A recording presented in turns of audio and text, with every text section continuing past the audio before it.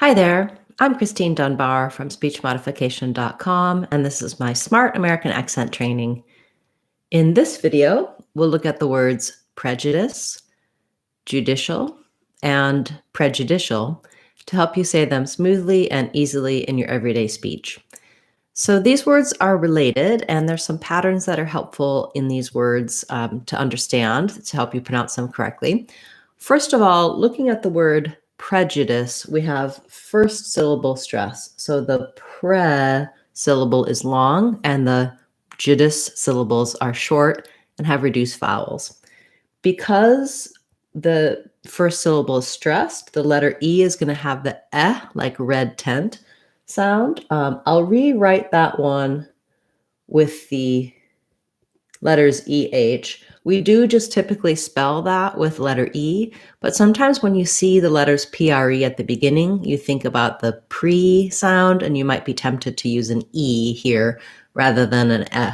So you can think about a word like president or present, those might be good ones. So thinking about a similar word that has the same sound, or even just using a word like red or tent that is familiar to you that has that vowel, and making sure your vowels match. So length and clear vowel on the pre syllable. Then the letter J says the J sound in this word. The IPA for that is here. Basically, I'll rewrite that as a J. That's very typical spelling for that sound.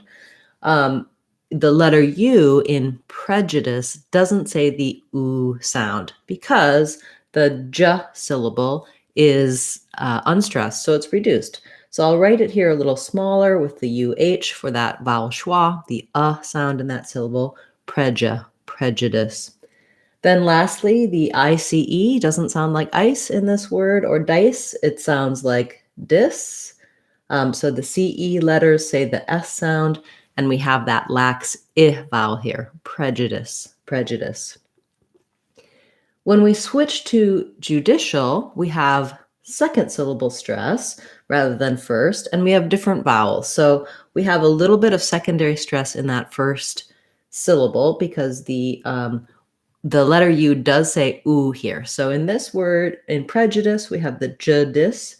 Here we have judish. So different consonants and vowel sounds. I will rewrite the first syllable with two O's because we often spell that oo vowel with two O's, thinking about it like Jew. You could also think about it this way, like the word Jew. And then second syllable stress. So even though I'm using a clear vowel here, I want to be quick and light on this first syllable. One way to do that is start your word with your stressed syllable. So the stressed syllable in judicial sounds like the word dish. The I vowel and the letter C there says the sh sound. So you can start dish, dishal, judicial. That'll help you get the right rhythm and the right vowel sounds. Finally, the AL is a dark L sound at the end. I'm just going to write it here with just the letter L, judicial, because we don't really use much vowel there at all. So I'm going to move from that SH sound to the ul sound, shul. If there's any vowel at all in there, it's going to be a little bit of an sound, a little vowel schwa, judicial, shul. So quite different from prejudice to judicial, even though we have very similar spelling there. Then when we put them together for prejudicial, we kind of have another combination of these sounds. So it's similar to judicial in rhythm because we stress on the dish in prejudicial. So that part is similar. It is later in the word. And then we do also keep the pre of prejudice. So we have that red tent vowel again, the pre sound, secondary stress here. So that means we have the clear vowel, but we're still going to be fast on that syllable, prejudicial. And then we also keep the j of prejudice with that vowel schwa. So we lose our oo of judicial. So even though this has the same spelling as judicial, it's not prejudicial, it's prejudicial. So I'll write that here. with our spelling for schwa, prejudicial. The dicial with that dark L at the end is the same rhythm. So again, you can build from the stress syllable, trying dicial, judicial, prejudicial. It may also help you to break these words syllable by syllable, go slowly and then speed them back up. So you can try prejudice, prejudice, prejudice, prejudice, judicial, judicial, judicial, and prejudicial, prejudicial, prejudicial. So these are words that are useful for everyone. Of course, those of you who are in the field of law may be having to talk about, or government may be having to talk about things that are judicial or prejudicial.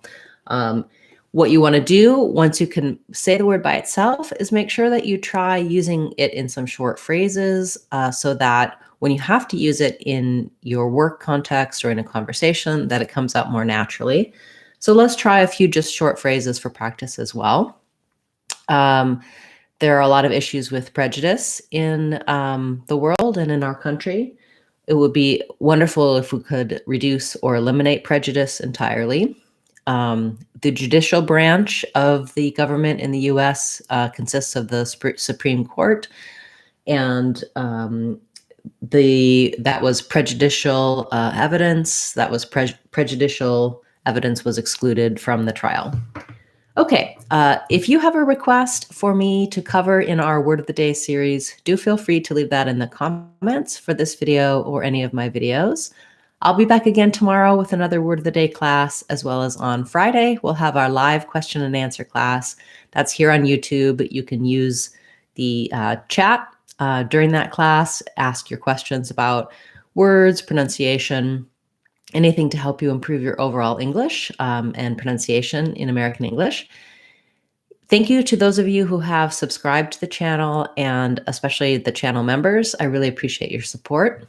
If you click on the notifications bell, you can control how YouTube notifies you if I go live or when I upload new videos, if you're interested in getting that information. And if you don't want to have notifications, you can still subscribe, and my content will be there as you're browsing your homepage so that you can choose to go to it if you like.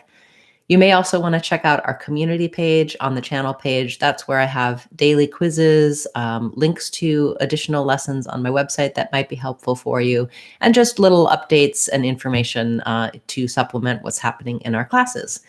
Also on my website, speechmodification.com, we have free and inexpensive online courses for pronunciation and American accent. So check those out on speechmodification.com. Thanks everyone for your questions, comments, and support. I really appreciate it.